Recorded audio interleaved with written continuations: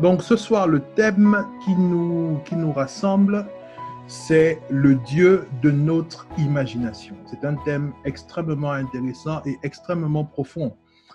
Et j'espère vraiment que Dieu mette les paroles dans ma bouche, mais Dieu me donne aussi la capacité d'être vraiment simple dans mes propos afin que vous puissiez vraiment tous saisir la profondeur de ce thème et surtout les clés majeures qui sont cachées à l'intérieur de ce thème. Donc voilà, nous allons commencer de suite par la définition de ce qu'est l'imagination. Okay?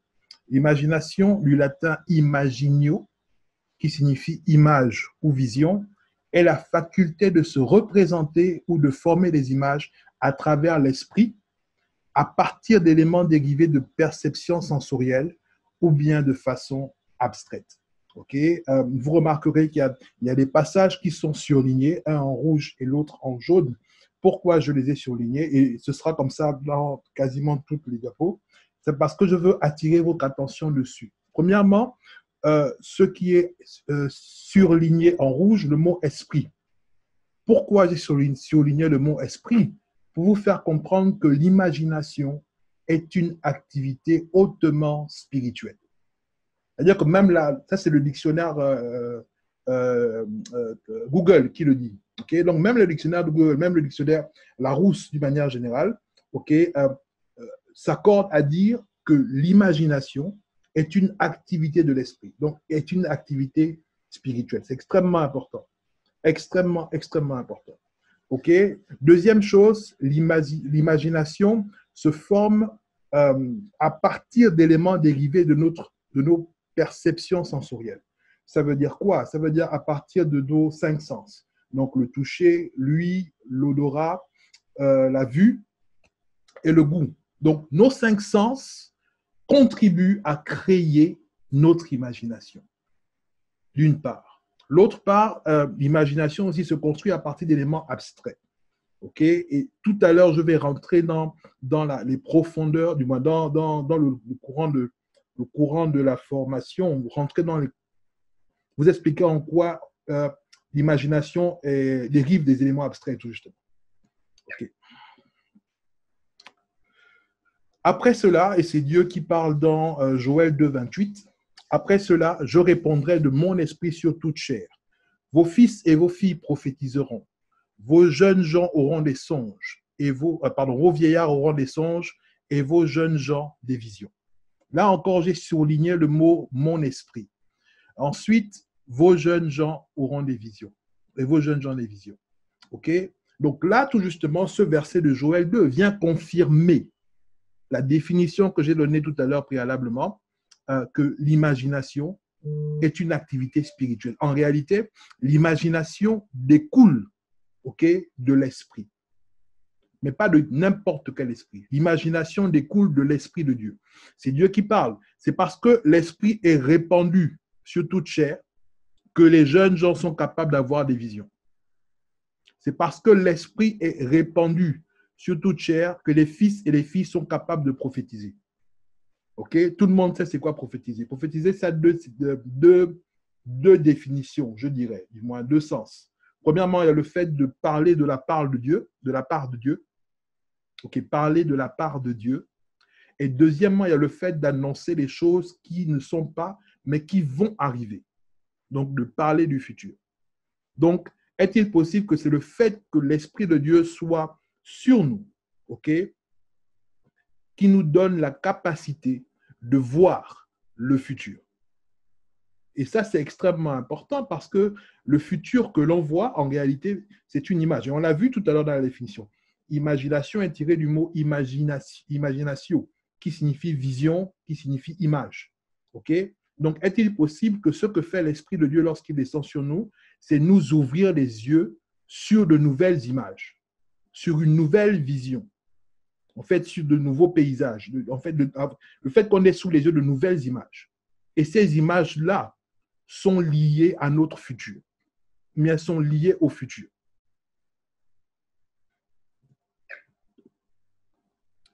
Donc, quelles sont les origines de l'imagination?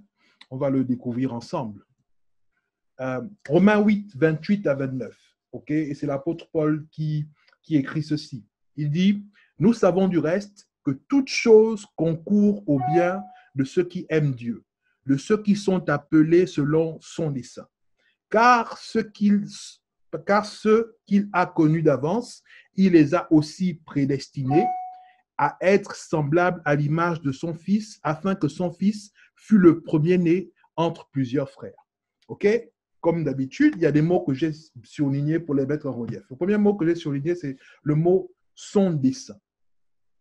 Ça veut dire quoi? Ça veut dire que Dieu, OK, a déjà en visuel, OK, le plan de chacun d'entre nous. Ça veut dire que Dieu, avant même que nous ne naissions, okay, avant même la fondation du monde, et c'est ce qui est noté tout à l'heure par connu d'avance, savait déjà ce qui allait se passer, savait qui nous allions être et quels seraient nos jours. Donc, comment vivre, comment est-ce que nous allons vivre sur la terre? Quels seraient les événements qui arriveraient? Donc, étant donné que l'imagination, tout justement, consiste dans le fait d'avoir des images, okay, à l'intérieur de la tête, de nos têtes, est-il possible que la première personne à avoir utilisé la puissance, du moins utiliser l'imagination, ce soit Dieu?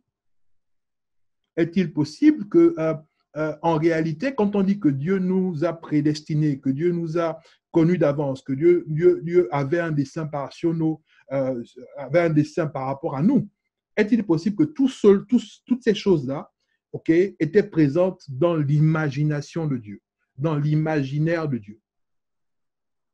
Et ensuite, parce que c'était présent dans l'imagination de Dieu, elles ont fini par arriver, par se matérialiser dans notre monde des formes dans lequel nous sommes aujourd'hui.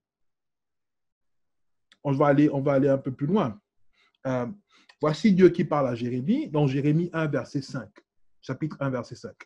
Avant que je t'eusse formé dans le ventre de ta mère, je te connaissais. Avant que tu fusses sorti de son sein, je t'avais consacré, je t'avais établi prophète des nations. OK? Ces deux passages nous montrent à suffisance que la première personne qui a usé et qui use depuis ce jour de l'imagination, c'est Dieu. Dieu est le maître de l'imagination. Dieu est je ne sais pas comment, si c'est, je ne sais pas s'il y a un mot qui imaginateur, je ne sais pas. En tout cas, les origines de l'imagination sont en Dieu. C'est Dieu qui, le premier, a utilisé l'imagination, non seulement pour prévisualiser comment serait le monde dans lequel nous vivons, mais aussi pour prévisualiser et pour prédestiner chacun d'entre nous, pour prévisualiser chacune de nos vies. Dieu d'avance avait vu que nous serions aujourd'hui en train de faire cette formation. Donc, nous ne sommes en réalité que la matérialisation de l'imaginaire de Dieu, de l'imagination de Dieu. Okay? Et c'est important de le comprendre. Donc, les origines de l'imagination, c'est Dieu. Comme je le disais tout à l'heure, l'imagination est une activité hautement spirituelle. Nous savons que Dieu est esprit, Dieu n'est pas un homme. Okay? Donc, c'est totalement logique, c'est totalement en phase du fait que parce que Dieu est un esprit, que ce soit lui le maître de l'imagination.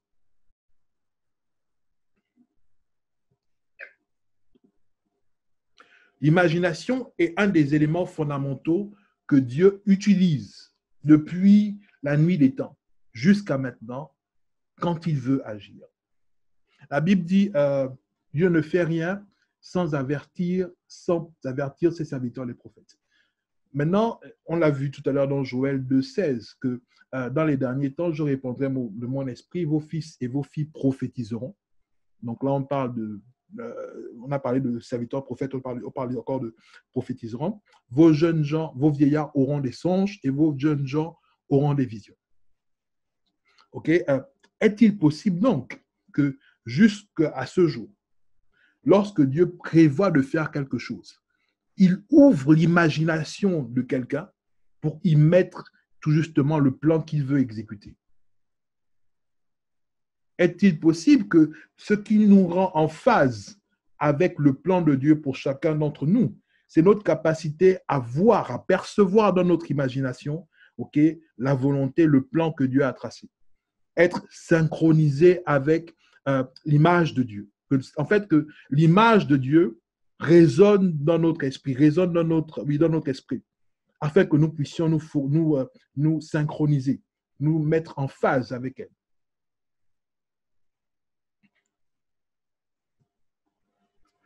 Comment fonctionne l'imagination? Imagination, le mode de fonctionnement. Je reprends donc la définition que j'ai donnée tout à l'heure. L'imagination, du latin imaginatio, est la faculté de se représenter ou de former des images à travers l'esprit, à partir d'éléments dérivés des perceptions sensorielles ou bien de façon abstraite. Okay? Donc, c'est important que nous ayons cette définition à l'esprit parce que ça va nous permettre de comprendre tout justement comment fonctionne l'imagination. Mais ici, c'est précisé aussi dans la définition que ce sont les éléments dérivés de notre perception sensorielle qui forment les images présentes dans notre imagination. Donc, c'est aussi les éléments qui sont abstraits. Comme le corps se nourrit d'aliments, l'âme d'émotions, l'esprit, lui, se nourrit d'informations et de connaissances. Ok, d'accord, très bien. Donc, je vais revenir en arrière pour bien fonctionner, pour bien revenir. Donc, dans la définition de l'imagination, j'expliquais que l'imagination est une activité hautement spirituelle parce que Dieu lui-même est à l'origine de l'imagination et que Dieu est esprit. Ce qui nous permet aujourd'hui d'avoir de l'imagination, okay, c'est le fait simplement que Dieu Dieu a répandu sur nous son esprit. C'est son esprit tout justement qui nous donne accès à l'imagination. Et vous remarquerez que notre esprit, tout justement, comme nous nourrissons nos corps de nourriture et d'eau, okay, notre âme, elle, se nourrit d'émotions, notre esprit, lui, se nourrit d'informations et de connaissances. Okay? Et c'est là une clé qui est une clé majeure selon moi. Pourquoi? Parce que ce qui fabrique votre imagination, ce sont les informations avec lesquelles vous nourrissez votre esprit. Donc, ce sont les informations qui sont autour de vous, les informations que vous acceptez, du moins, oui, que vous acceptez dans votre environnement. Donc, ça veut dire quoi? Ça veut dire que si votre esprit, du moins, si votre imagination est stérile, c'est parce que vous êtes premièrement dans un environnement stérile. OK? Juste une petite parenthèse. Quand j'ai commencé tout justement l'entrepreneuriat, OK, et parce que j'avais besoin d'apprendre et de comprendre c'est quoi l'entrepreneuriat, je suis allé dans tous mes, et c'est encore le cas, c'est encore le cas aujourd'hui, j'ai configuré mes comptes sur les réseaux sociaux, sur Facebook, Instagram, pour suivre en grande majorité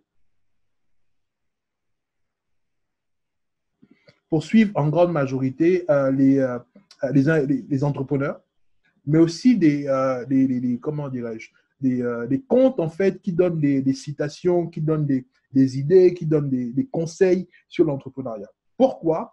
Parce que c'était important pour moi que mon esprit soit imprégné de toutes les informations qui concernaient l'entrepreneuriat. OK?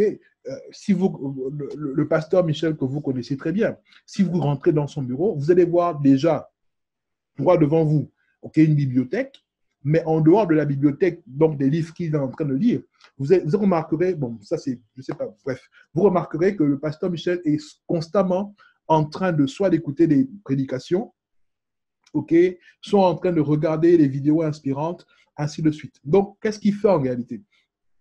Il nourrit son esprit des informations qui lui permettent d'évoluer, qui lui permettent de devenir, qui lui permettent d'être aussi performant qu'il est aujourd'hui. Donc, l'une des clés majeures, tout justement, pour faire bon usage de son imagination, c'est de se nourrir son esprit des bonnes informations. Okay? Des informations qui soient positives, mais surtout les informations qui nous font grandir et qui nous permettent de devenir la personne que l'on souhaite devenir. Donc, il faut véritablement faire attention aux informations auxquelles vous êtes exposés. Quand je parle d'informations, je ne parle pas de la télévision simplement. Je parle même des images que vous regardez, je parle des sons que vous écoutez.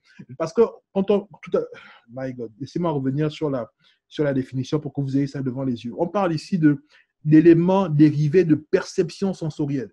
Okay? Donc, perception sensorielle, ça fait référence aux 5 sens. Okay? Donc, ce n'est pas simplement ce que vous regardez ou bien ce que vous écoutez. Même la nourriture que vous mangez a un impact sur votre imagination. Okay? Les choses que vous touchez bien les gens que vous côtoyez ont un impact direct sur votre imagination. Et c'est extrêmement important de le comprendre et de le savoir. Donc, les sources d'information qu'utilise notre imagination, premièrement, c'est quoi? C'est notre environnement, comme je l'ai précisé. Et la partie abstraite dont je faisais allusion tout à l'heure, c'est quoi? C'est l'Esprit de Dieu. Okay? Comment ça? Voici la réponse. Il est écrit dans Jean 16, 13. Quand le consolateur sera venu, l'Esprit de vérité, il vous conduira dans toute la vérité, car il ne parlera pas de lui-même, mais il dira tout ce qu'il aura entendu, et il vous annoncera les choses à venir. Donc, lorsque notre imagination a deux sources d'information. Première source d'information, notre environnement, et à travers de nos cinq sens. Okay? Deuxième source d'information, l'Esprit de Dieu. Okay? Mais sauf que lorsque l'Esprit de Dieu vient, donc les informations qui sont transmises par l'Esprit de Dieu ont deux objectifs. Premièrement, nous conduire dans toute la vérité. Deuxièmement, nous parler des choses à venir. Donc, impossible, je dis bien, impossible, là c'est Jésus qui parle, impossible d'avoir l'Esprit de Dieu sans avoir une vision, sans avoir une idée, de ce que sera le futur. Parce que ça fait partie des fondamentaux, des missions, je ne sais pas comment dire ça, missions régaliennes ou bien des missions premières, en fait, des missions fondamentales de l'Esprit de Dieu. Nous conduire dans toute la vérité, annoncer les choses à venir. Un chrétien rempli de l'Esprit de Dieu doit connaître le futur. S'il ne connaît pas tout le futur, il doit au moins avoir une perception du futur. Sauf que, et je pense que c'est le cas, le problème qui se pose, c'est que la grande majorité d'entre nous, n'arrivons pas à discerner que ça, c'est le futur. Et donc, n'arrivons pas, parce que nous ne parvenons pas à discerner, nous ne parvenons pas donc à y croire, ou bien à considérer l'information du futur qui nous est transmise. Mais ça, tout à l'heure, dans le déroulé de la présentation, nous allons voir un peu comment gérer ce souci-là. Imagination, clé fondamentale du succès. Vous savez, moi, j'aime beaucoup, ça fait quoi? Depuis 2014, j'étudie le succès, dans long, en large et tout. C'est pour ça que parmi les choses que je fais, j'ai créé la route du succès, tout justement pour bien comprendre comment le succès fonctionne et en quoi, tout justement, quels sont les éléments qui nous permettent d'avoir du succès.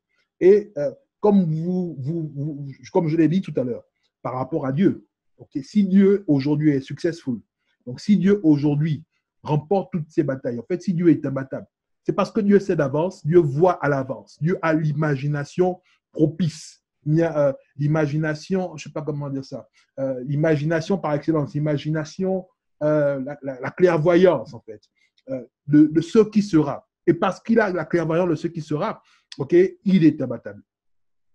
Donc, l'une des clés majeures, tout justement, du succès, c'est la capacité de voir le futur. Et on a vu que notre imagination, qui est nourrie par l'Esprit de Dieu, nous donne la capacité de percevoir, de voir ce futur-là. Très bien. Aujourd'hui, je vais poser une base, un fondement qui peut-être va choquer certains d'entre vous. Votre passé est égal à votre futur, c'est égal à votre imagination. Maintenant, qu'est-ce que ça veut dire? Pour la grande majorité d'entre nous, sinon pour tout le monde ici, connecté à cette session Zoom, vous avez un passé, naturellement, et ce qui reste de votre passé aujourd'hui, ce sont les images, les sons, les vidéos que vous avez à l'intérieur de votre tête. Ce qui reste de votre passé, ce sont vos souvenirs. Et c'est quoi les souvenirs? Les souvenirs, ce sont les images, les sons, les vidéos, les odeurs, les goûts, tout ça qui sont à l'intérieur de votre tête. OK? Et on a défini l'image, l'imagination. Donc, vous savez que l'imagination, c'est l'image. Ensuite, le problème qui se pose, c'est que votre futur aussi, votre futur, okay, c'est la même chose. Ce sont les images, des sons, des goûts, ainsi de suite, qui sont à l'intérieur de votre tête. Maintenant, c'est quoi la différence entre votre passé et votre futur? La différence entre votre passé et votre futur, c'est que parce que vous avez vécu votre passé, vous y croyez dur comme fer que ça existait, mais comme vous n'avez pas encore vécu votre futur, vous pensez que les images de votre futur ne sont pas vraies. Or, les deux, passé, futur, c'est l'imagination, c'est la même chose en fait. Okay? Est-il possible tout justement que parce que Dieu est le maître de l'imagination, le passé et le futur n'ont plus de secret pour lui? Le passé et le futur se mélangent tout justement. Okay? Parce que Dieu est le maître de l'imagination, pour lui, le passé et le futur, c'est la même chose. Donc, la maîtrise que vous avez de votre imagination, de votre imaginaire, vous permet de sortir des limitations temporelles. Vous pouvez concevoir le passé, le futur, aussi clairement que vous avez un souvenir de votre passé. Parce que le passé, comme le futur, ont la même... Comment dire ça? C'est même pas la même racine, c'est pas vrai. C'est le même élément. Ce sont les mêmes éléments, en fait. Ce sont des images dans votre esprit, dans votre tête. OK? Et ce qui fait que votre futur ne s'accomplit pas, c'est parce que vous ne croyez pas aussi fort en votre futur que vous ne croyez en votre passé. Mais les deux, c'est la même chose, c'est la même matière, c'est la même énergie, c'est la même chose. Ce sont juste des images dans votre tête. Voici ce que dit Théodore Lévite. C'est vraiment une de mes citations favorites. Le futur appartient à ceux qui voient les possibilités avant qu'elles ne deviennent évidentes. Okay? Quand j'ai lu cette citation pour la première fois, j'ai été émerveillé. Je me suis dit, mais comment peut-on posséder le futur? Comment peut-on posséder quelque chose qui n'existe pas encore? Comment peut-on arriver à mettre la main, à prendre possession de quelque chose qui n'existe même pas, qui n'est pas matériel? La réponse, c'est quoi? C'est l'imagination. C'est notre capacité à voir avant les autres, à comprendre avant les autres. Et parce que nous avons vu avant les autres, okay, ça ouvre pour nous les champs des possibilités. Et ça nous permet tout justement de faire les choses, de prendre de l'avance. Vous savez, CRN, nous sommes un ministère avant-gardiste. Ça veut dire quoi? Ça veut dire que chez nous, à CRN, notre père l'évêque, mais aussi toute la lignée hiérarchique, ce sont des hommes de vision, des hommes et des femmes de vision, des hommes et des femmes qui sentent les choses venir, qui sentent les choses arriver, qui voient les choses arriver. Et parce qu'ils sentent et ils voient les choses arriver, ils se positionnent, okay, avant tout le monde par rapport à ces choses qui sont en train d'arriver. Un exemple simple, on parle du coronavirus aujourd'hui. Est-ce que le coronavirus a mis en mal l'église CRN, les églises CRN? Non. Pourquoi? Parce qu'avant le coronavirus, on faisait déjà les directs. On avait déjà notre plateforme de direct sur les pages Facebook, YouTube et tout ça.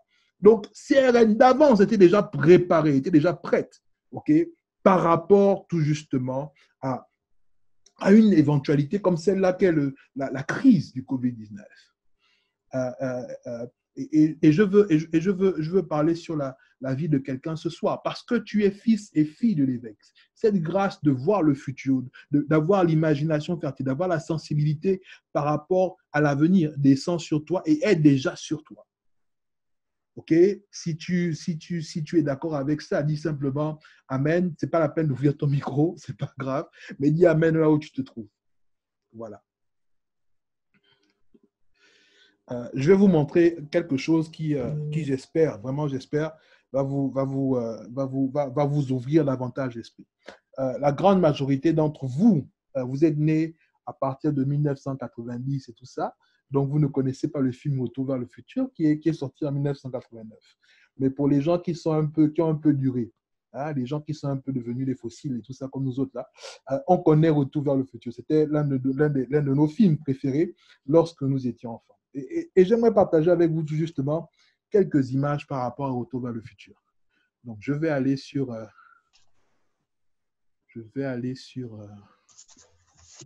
voilà. Très bien. OK.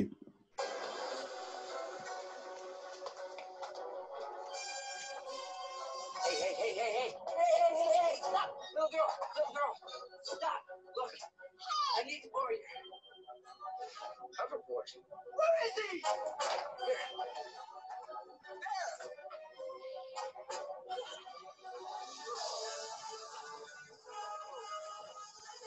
He's on a hoverboard!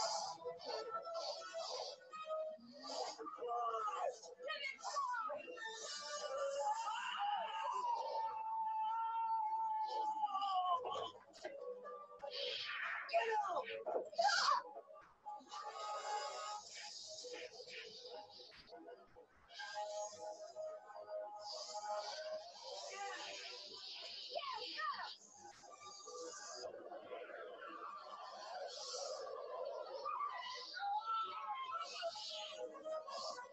OK, très bien. Donc là, vous avez vu une scène de Retour vers le futur 2. Il y a trois, c'est un film en 3 parties.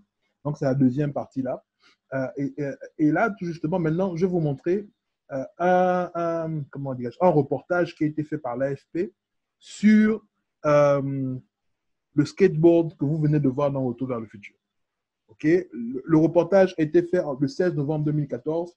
Retour vers le futur est sorti en 1989. Donc, à peu près, je dirais, 15 ans. 15 ans après la sortie du film.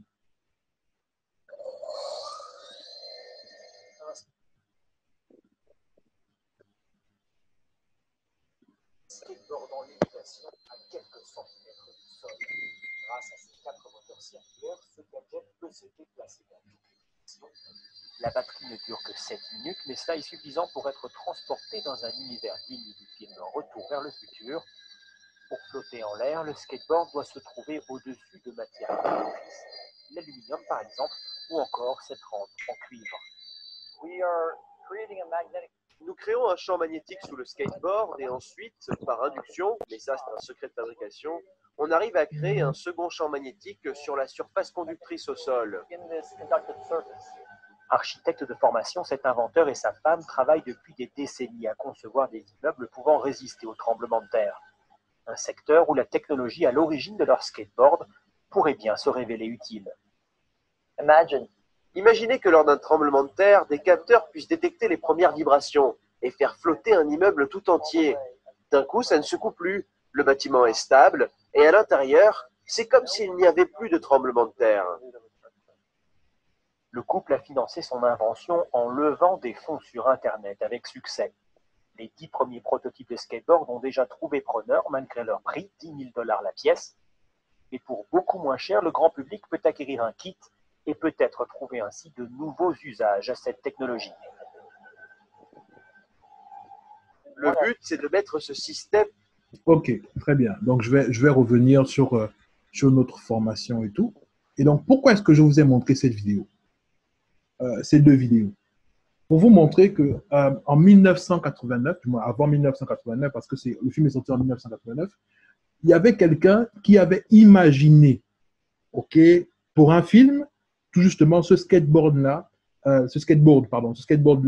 qui flottait dans les airs, OK? Et 15 ans plus tard, OK, son imagination, OK, est devenue réalité. Ce n'est pas la même personne du film qui a imaginé, mais quelqu'un d'autre, OK, sur la Terre, a saisi la vision, a saisi l'image et a matérialisé, a rendu possible tout justement la fabrication de ce skateboard. Donc, c'est pour vous montrer à quel point l'imagination est puissante. C'est puissant pourquoi? Parce que là, on l'a vu dans le reportage de l'AFD, le gars qui a imaginé le skateboard, pour lui, c'était fun, OK? Mais celui qui a réalisé le skateboard a trouvé même d'autres utilisations qui permettraient, d'après ce qu'il a dit, à un immeuble, OK, de l'éviter pendant un tremblement de terre, ce qui permettrait donc d'éviter tout justement les catastrophes que nous connaissons que nous avons déjà vues à la télévision lorsqu'il y a des tremblements de terre ou bien lorsqu'il y a des catastrophes naturelles comme ça. Donc, voyez un peu tout justement la puissance de l'imagination et le pouvoir la puissance de l'outil que Dieu nous a transmis par son esprit. Vraiment, je prie que Dieu ouvre vos yeux, que Dieu ouvre vos compréhensions pour saisir la puissance de l'outil qu'est l'imagination. Donc, voilà. Voici ce que dit Mohamed Ali. Okay? J'ai trouvé ça vraiment, vraiment très intéressant et très inspirant pour nous. Il dit, tous les hommes et les femmes qui ont du succès, il y a des micros qui sont ouverts apparemment. OK. Tous les hommes et les femmes qui ont du succès sont de grands rêveurs. Ils sont de grands rêveurs. Ils imaginent ce que leur futur pourrait être idéal en tout point, puis ils travaillent chaque jour vers cette vision lointaine, ce but ou cet objectif. Donc, même Mohamed Ali, boxeur de son état, a compris que l'imagination, c'est la clé pour avoir du succès. Si vous voulez avoir du succès dans la vie, vous devez commencer par utiliser votre imagination. Et comment utiliser votre imagination? Vous devez utiliser votre imagination pour voir le futur. Maintenant, il y a une clé ici qui est vraiment importante. Il dit, ils imaginent ce que leur futur pourrait être. Donc, c'est une possibilité, c'est une probabilité. Mais pourquoi ça reste une possibilité? Et notre évêque dit souvent, d'ailleurs, que les prophéties sont comme les probabilités. Mais pourquoi les prophéties sont comme des probabilités? Parce que ce qui augmente les chances de réalisation de ce que vous avez vu, c'est la façon dont vous vous comportez aujourd'hui. Donc, c'est la façon dont vous, premièrement, vous croyez, du moins le degré de foi que vous avez, que vous développez pour ce que vous avez vu, mais comment est-ce que ce degré de foi affecte votre façon de vivre au quotidien? Okay? Et c'est ce qu'il dit après. Puis il travaille chaque jour vers cette vision lointaine, ce but ou cet objectif. Donc, ce qui rend certaine, ce qui permet à votre imagination donc de vous donner des images, je ne sais pas comment dire ça, ce qui clarifie les images, le futur que vous imaginez, ce qui augmente les probabilités d'accomplissement, de succès de ce futur-là. C'est votre capacité tout justement à travailler chaque jour à le rendre possible. Et ça, c'est extrêmement important. Autre chose pour voir le futur, et ça, c'est vraiment c'est quelque chose d'inédit, parce que c'est un concept sur lequel, en fait, que j'ai développé moi-même et sur lequel je continue de travailler. C'est ce que j'appelle l'arbre des possibilités. Okay? C'est vraiment inédit.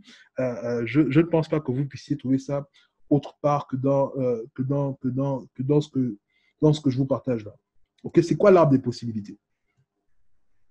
C'est une méthode qui consiste simplement à prédire nos actions futures ainsi que leurs conséquences en fonction des habitudes et de nos expériences passées. Comment ça marche? Je prends un exemple. Aujourd'hui, vous vous êtes levé pour certains d'entre vous, je ne sais pas, 6h30, 6h30. Ensuite, après vous êtes levé, vous êtes parti à la douche, vous avez pris votre bain, vous avez brossé vos dents, vous vous êtes habillé. Pour ceux qui travaillent, vous êtes allé au boulot et vous avez travaillé, vous êtes revenu le soir à 17h après le boulot. Vous avez pris votre bain, vous avez mangé, vous êtes mis devant la télé, ou bien vous avez pris un livre et tout ça. Mais vous remarquerez que dans votre façon de vivre, il y a comme une routine quotidienne qui s'effectue tous les jours. Vous vous réveillez quasiment tout le temps à la même heure, et comme vous vous réveillez, vous avez quasiment les mêmes habitudes, les mêmes choses que vous faites et tout. Et donc, connaissant tout justement comment vous avez vécu votre vie jusqu'à présent, okay, vous êtes capable, par projection, de savoir comment sera votre vie dans le futur.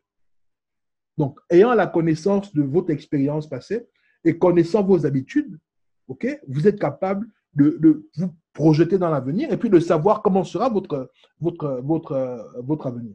Un exemple simple. Aujourd'hui, par exemple, sur la base de ce que vous avez vécu aujourd'hui, hier, avant-hier, ainsi de suite, vous savez comment vous allez vous réveiller demain. Vous savez la première chose que vous allez faire demain. Vous savez comment vous allez arriver au boulot demain, quelles sont les premières actions que vous allez mener et tout ça.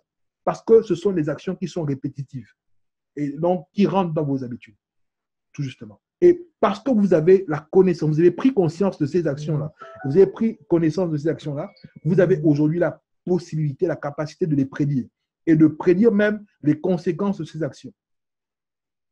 Pour être plus clair, ok, si votre vie ne change pas, vous serez exactement la même personne dans 10 ans. Pourquoi? Parce que c'est la répétition de ce que vous faites d'habitude que vous allez continuer de faire. Et donc, assurément, je peux prophétiser que parce que vous n'allez pas changer votre façon de vivre, vous serez les mêmes personnes dans 10 ans. Vous serez au même endroit dans 10 ans. Donc, c'est comme ça que fonctionne l'arbre des possibilités. Donc, maintenant que vous êtes conscient de ça, vous devez rentrer en vous-même et puis commencer à voir. Bon, si je me lève par exemple à 5h30, comme ça a été dit dans le conseil du révérend Michel, Ambouret, qui a été partagé sur les groupes extraordinaires. Si je me lève à 5h30 et que de 5h30 à 6h, ok, je fasse 10 minutes, ok, d'aérobic et 20 minutes de prière. Quel impact est-ce que ça aura sur ma journée? Okay? Si je change telle habitude, quel impact est-ce que ça aura sur mon environnement? Quel impact ça aura sur ma vie? Okay? Donc, conscient de cela, vous pouvez maintenant poser des actes qui vont vous permettre tout justement d'agencer votre vie comme bon vous semble. Parce que vous savez déjà d'avance comment est-ce que vous fonctionnez jusqu'à présent. Et donc, vous avez la possibilité, en vous projetant, de prévisualiser vos comportements, mais aussi de prévisualiser les impacts et les conséquences de vos comportements. OK, donc ces actions sont consignées dans une timeline en tenant compte du temps, de l'heure à laquelle l'action aura lieu et sa durée, ainsi que l'espace, l'endroit dans lequel l'action se déroulera. Donc, c'est ça un peu l'arbre des possibilités. Maintenant, nous allons parler du rêve à la concrétisation. Donc, on a parlé de l'imagination, qui est une image qu'on voit dans notre esprit. Nous avons dit que Dieu est à l'origine de l'imagination et que l'imagination est un puissant outil qui nous permet d'avoir le succès, qui nous permet de voir le futur. OK? L'imagination, les images que nous voyons de notre futur, les images que nous voyons dans notre imagination se concrétisent, il faut nécessairement avoir la foi. Okay? On a dit que l'Esprit de Dieu, lorsqu'il vient, quand il descend sur nous, il nous montre le futur. Sauf que la seule façon pour ramener le futur, du moins pour garantir le futur, c'est de le ramener dans notre présent. Et comment on ramène le futur dans notre présent? C'est par la foi. Okay? C'est pour ça que je dis toujours que la foi, c'est le processus qui consiste à ramener le futur de notre imagination dans notre présent. Donc, avoir la foi implique donc nécessairement de passer à l'action, de travailler à concrétiser, à matérialiser ce dont elle est l'objet. Okay? Et c'est quoi l'objet de la foi? C'est la vision. Et la vision, c'est quoi? On l'a déjà défini, c'est l'imagination, c'est l'image, bref. La foi va donc bien au-delà du simple fait de croire. La foi affecte notre quotidien. La foi affecte nos comportements. La foi affecte nos choix. Je prends un exemple tout bête, ok? Vous êtes, je vais prendre l'exemple de Rima, ok? Je ne sais pas s'il est là, mais bon, je vais prendre l'exemple de Rima. Non, je vais prendre l'exemple, oui, je vais prendre l'exemple de Rima. Rima, aujourd'hui, elle a son restaurant, elle est cuisinière et tout, ok? Admettons que Rima ait la vision d'avoir un restaurant 4 étoiles et donc 4 étoiles oui, restaurant 4 étoiles. Non, c'est hôtel 4 étoiles, pardon. Non, il y a les restaurants avec étoiles. Restaurant 4 étoiles sur le guide Michelin. OK? Et que Rima projette tout justement d'ouvrir son restaurant dans un très grand hôtel. Et puis, aujourd'hui, quelqu'un vient faire la proposition à Rima. Bon, écoute, Rima, vraiment, tu es quelqu'un que j'apprécie beaucoup et tout.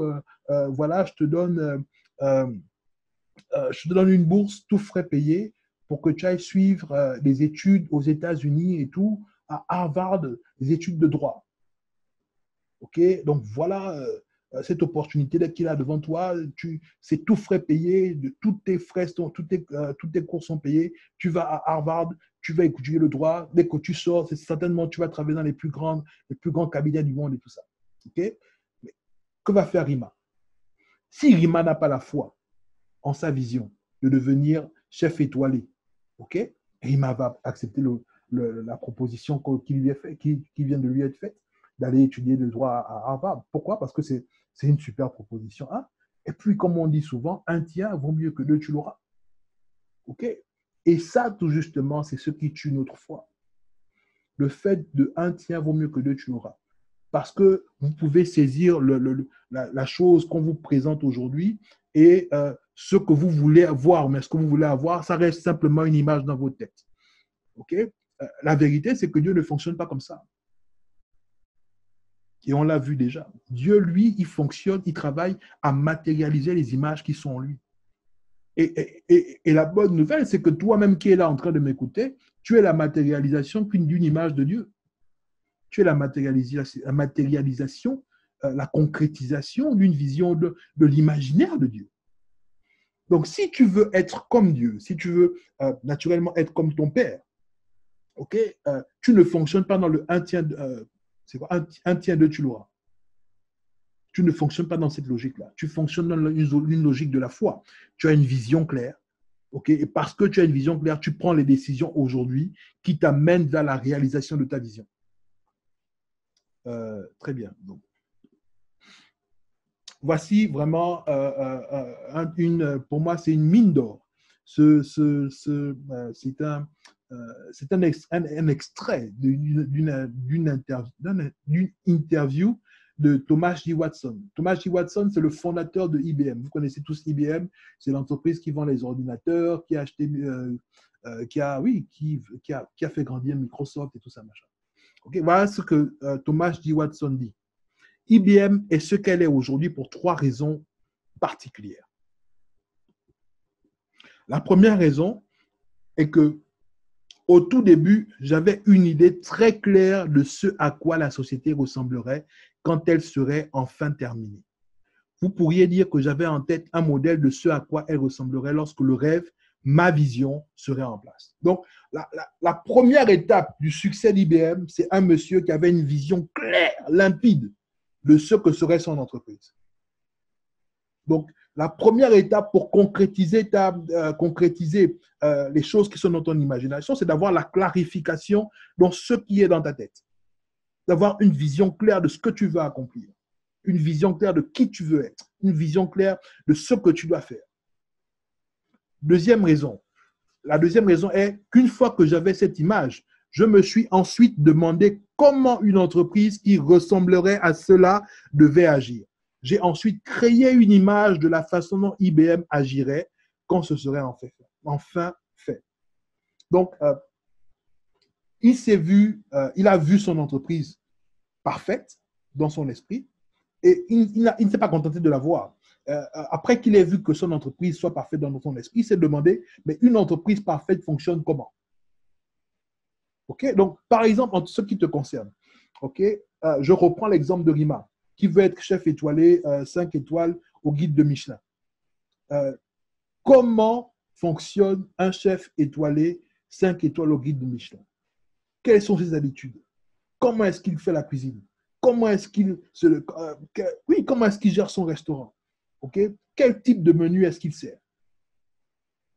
Okay? Et parce qu'il a, lui, de M. Watson, okay, a réussi à avoir la clarification par rapport à comment une entreprise successful, donc qui a du succès, fonctionne, il a pu ensuite, et ça c'est la troisième raison, la troisième raison pour laquelle IBM a eu tant de succès est qu'une fois que j'ai eu une image de la façon dont IBM ressemblerait, quand le rêve serait en place et comment une telle entreprise devrait agir, je me suis alors rendu compte que si nous ne commencions pas à agir de cette façon dès le début, nous n'y arriverions jamais. La foi, c'est ramener le futur au présent. Ok? L'image que tu as de toi, je ne sais pas moi, milliardaire, ou bien marié, ou bien chef 4 étoiles et tout, comment se comporte un milliardaire? Comment se comporte une femme mariée ou un homme marié? Comment se comporte un chef 3 étoiles? Tu sais, tu as vu, tu dois commencer à te comporter comme ça aujourd'hui. Pourquoi? Et c'est parce que le fait que tu te comportes comme ça aujourd'hui garantit que l'image que tu as vue s'accomplissent. Vous savez, moi, je vais vous donner un petit secret me concernant.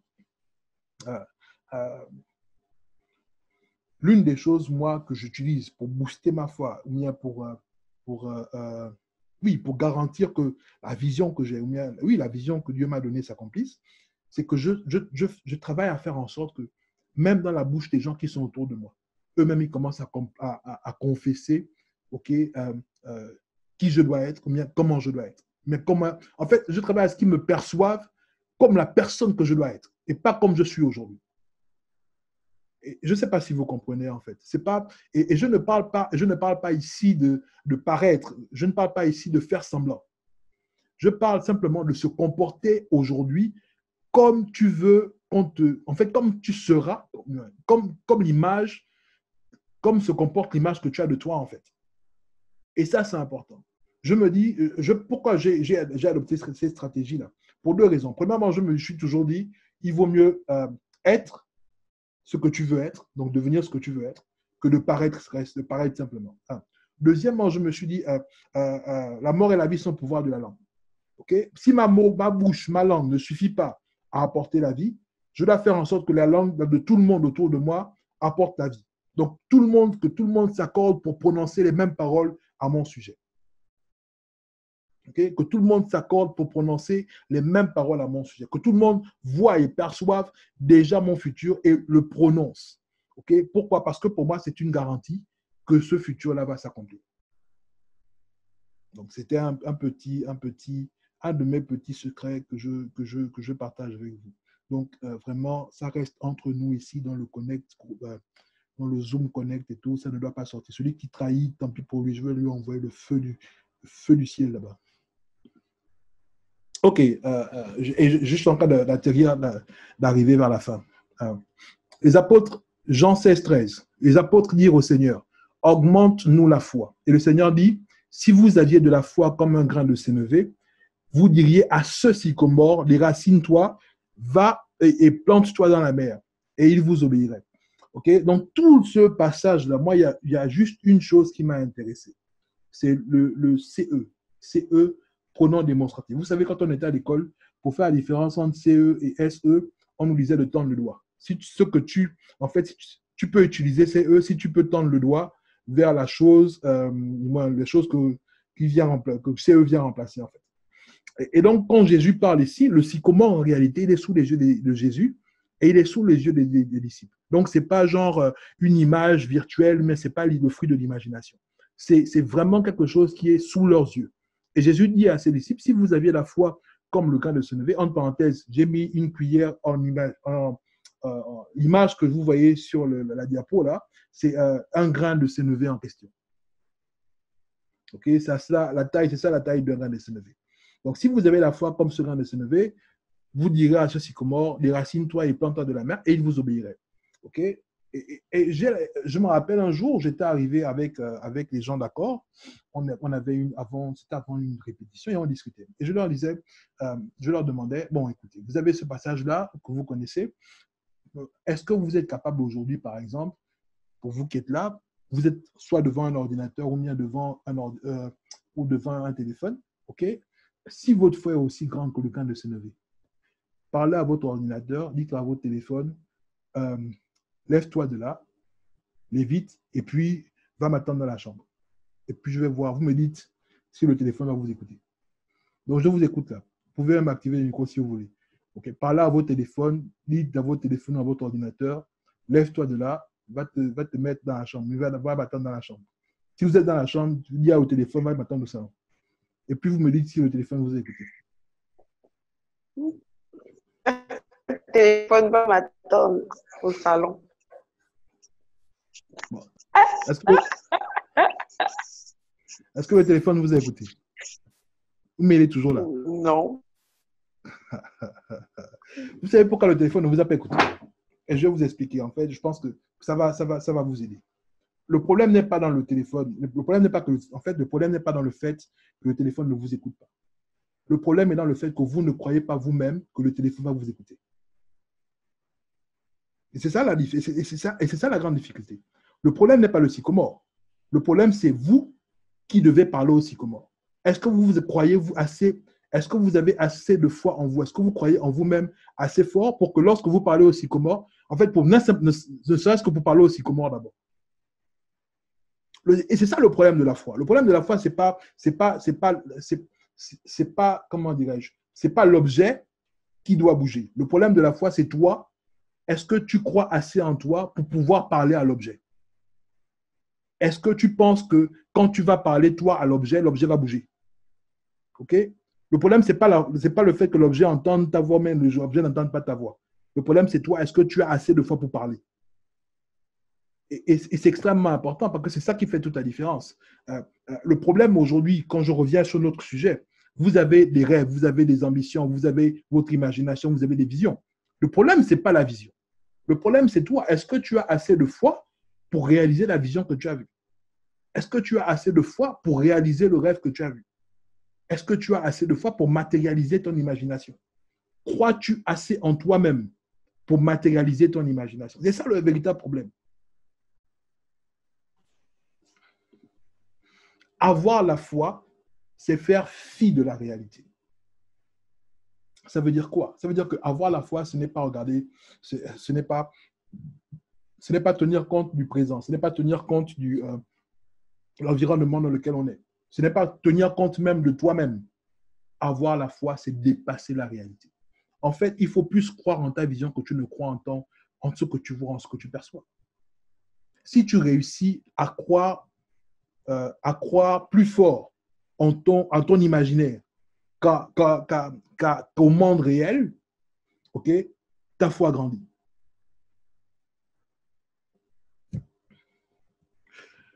Ta réalité présente n'est pas une fatalité. Et c'est tout justement parce qu'elle ne te convient pas que tu dois avoir la foi pour ramener le futur que tu as choisi dans ton présent. Avoir la foi, c'est croire en Dieu, mais c'est aussi croire en toi, en ton potentiel, en ton imagination, en tes projets, en ton destin, et ce, quels que soient les temps et les circonstances. Donc voilà. Très bien. Donc, j'ai terminé ma présentation. Je vous remercie de m'avoir suivi. Et maintenant, je pense qu'on va passer à la session questions-réponses. Je redonne la parole au pasteur Pifani.